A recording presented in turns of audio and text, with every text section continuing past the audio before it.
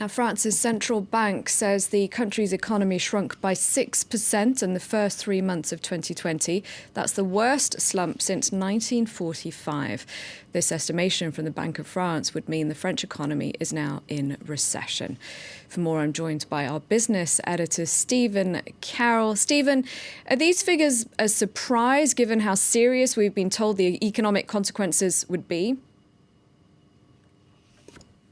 We have been expecting a massive economic shock, but really these figures show us the speed and brutality of that shock. A 6% contraction from the period from January to March. That's the worst since World War II.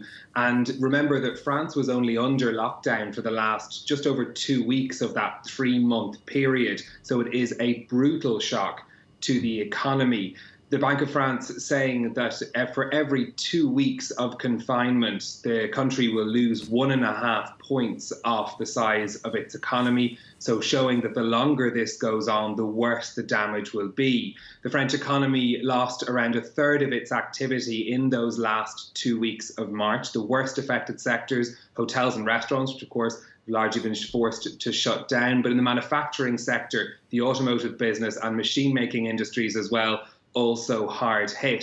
Now, this is reflecting what we've been seeing in previous economic surveys. This is an estimation from the Bank of France, but the last official figures on the economy did show a contraction in the last 3 months of 2019 as well, which means that France will be in recession if these figures are confirmed at the end of the month by the official statistics agency, as they are expected to be. That will put France back in recession for the first time since 2013. And as the French economy minister, Bruno Le Maire, warned earlier this week, this recession could be the worst since the Second World War. Stephen, the French government is pumping billions of euros into its COVID-19 hit economy. Are those measures having any effect?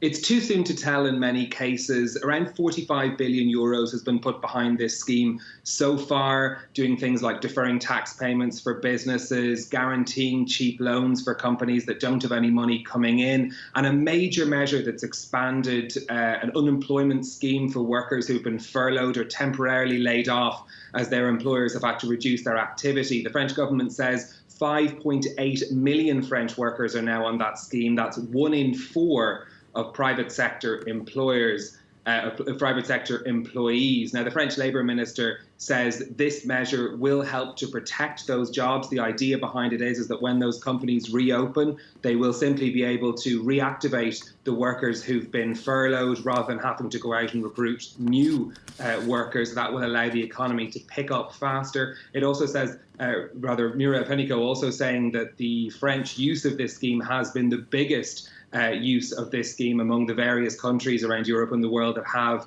such a system in place. It's going to be very expensive. 20 billion euros is the cost just for the unemployment element of this rescue plan for 3 months. That's the latest figures from the Labour Ministry.